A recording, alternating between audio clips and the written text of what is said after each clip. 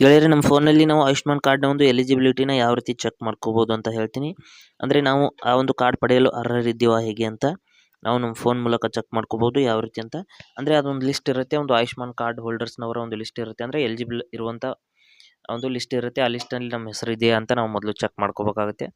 ಅದಕ್ಕೆ ನಾವು ಆಯುಷ್ಮಾನ್ ಆ್ಯಪ್ನ ಡೌನ್ಲೋಡ್ ಮಾಡ್ಕೋಬೇಕು. ಮಾಡಿದ ನಂತರದಲ್ಲಿ ಇಲ್ಲಿ ಓಪನ್ ಮಾಡ್ಕೋತೀನಿ. ಆಯುಷ್ಮಾನ್ ಆ್ಯಪ್ ಅಂತ ಪ್ಲೇಸ್ಟೋರ್ನಲ್ಲಿ ಆ್ಯಪ್ ಇರುತ್ತೆ. ಆ ಆ್ಯಪ್ನ ಡೌನ್ಲೋಡ್ ಮಾಡಿದ ನಂತರದಲ್ಲಿ ನಾನು ಓಪನ್ ಮಾಡ್ಕೋತೀನಿ.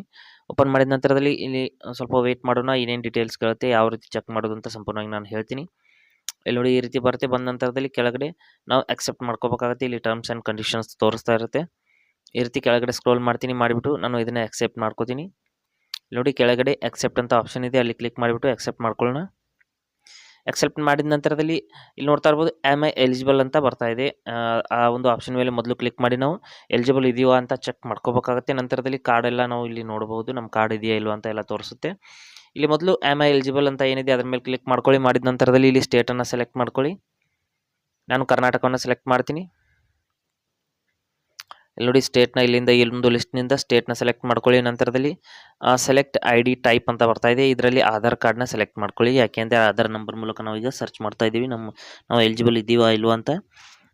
ಈ ರೀತಿ ನಾವು ಸೆಲೆಕ್ಟ್ ಮಾಡ್ಕೊಳ್ಳೋಣ. ಮಾಡಿದ ನಂತರದಲ್ಲಿ ಇಲ್ಲಿ ಆಧಾರ್ ನಂಬರ್ನ ಹಾಕಿ ಚೆಕ್ ಎಲಿಜಿಬಿಲಿಟಿ ಅಂತ ಕ್ಲಿಕ್ ಮಾಡ್ಕೋಬೇಕು. ಆಧಾರ್ ನಂಬರ್ನ ಎಂಟರ್ ಮಾಡ್ತೀನಿ.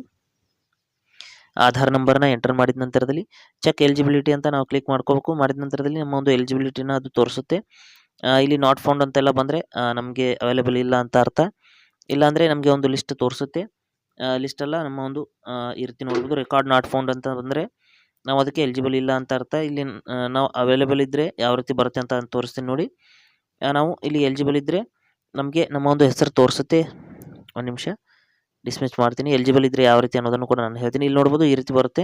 Beneficiary found in existing ABPMJAY database ಅಂತ ಬರ್ತಾ ಇದೆ. ಅಂದರೆ ನೀವು ಎಲಿಜಿಬಲ್ ಇದ್ದೀರಾ, ನೀವು PMJAY ಡಾಟಾಬೇಸ್ನಲ್ಲಿ ನಿಮ್ಮ ಹೆಸರು ಇದೆ ಅಂತ ಬರ್ತಾ ಇದೆ. ಓಕೆ ಅಂತ ಕ್ಲಿಕ್ ಮಾಡಿದ ನಂತರದಲ್ಲಿ ಇಲ್ಲಿ ನೋಡಿ, ನಮ್ಮ ಕಾರ್ಡನ್ನು ಇಲ್ಲಿ ಒಂದು ಕಾರ್ಡ್ನ ಒಂದು ಬೇಸಿಕ್ ಡೀಟೇಲ್ಸ್ ಇಲ್ಲಿ ತೋರಿಸ್ತಾ ಇರುತ್ತೆ.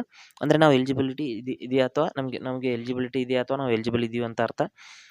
ನಂತರದಲ್ಲಿ ನಾವು ಏನು ಮಾಡಬೇಕು, ನಮ್ಮ ಕಾರ್ಡನ್ನು ನಾವು ಡೌನ್ಲೋಡ್ ಮಾಡ್ಕೋಬೋದು. ಡೌನ್ಲೋಡ್ ಮಾಡುವಂಥ ಪ್ರೊಸೆಸ್ ಬೇರೆ ಇರುತ್ತೆ ಸ್ನೇಹಿತರೆ. ಇದರಲ್ಲಿ ನಮ್ಮ ಒಂದು ಸ್ಕೀಮ್ ಯಾವುದು, ನಂತರದಲ್ಲಿ ನಮ್ಮ ಆಭಾಯ ನಂಬರು, ನಂತರದಲ್ಲಿ ಫ್ಯಾಮಿಲಿ ಐಡಿ ಎಲ್ಲ ಇರುತ್ತೆ. ಇವುಗಳನ್ನ ನೋಟ್ಸ್ ಮಾಡಿಬಿಟ್ಟು ನಾವು ಆ ಒಂದು ಕಾರ್ಡನ್ನು ಡೌನ್ಲೋಡ್ ಮಾಡ್ಕೋಬೋದು. ಇಲ್ಲಿ ವ್ಯಾಲೆಟ್ ಬ್ಯಾಲೆನ್ಸ್ ಅಂತ ಇದೆ ಸ್ನೇಹಿತರೆ. ಅಂದರೆ ನಾವು ನಮಗೆ ಹೆಲ್ತ್ಗೆ ಒಂದು ಯೂಸ್ ಆಗುವಂಥ ಅಮೌಂಟ್ ಎಷ್ಟು ಬ್ಯಾಲೆನ್ಸ್ ಇದೆ ಅಂತ ಇಲ್ಲಿ ನಾವು ಚೆಕ್ ಮಾಡ್ಕೋಬೋದು. ನೋಡಿ, ಚೆಕ್ ವ್ಯಾಲೆಟ್ ಬ್ಯಾಲೆನ್ಸ್ ಅಂತ ಕ್ಲಿಕ್ ಮಾಡಿಬಿಟ್ಟು ನೋಡ್ತಾ ಇರ್ಬೋದು. ಈ ರೀತಿ ನೋಡಿ, 5 ಲಕ್ಷ ನಿಮಗೆ ಅವೈಲೇಬಲ್ ಇದೆ ಅಂತ ತೋರಿಸ್ತಾ ಇದೆ. ಈ ರೀತಿ ನಾವು ನಮ್ಮ ಒಂದು ಆಯುಷ್ಮಾನ್ ಕಾರ್ಡ್ನ ಒಂದು ಎಲಿಜಿಬಿಲಿಟಿನ ಚೆಕ್ ಮಾಡ್ಕೋಬಹುದು.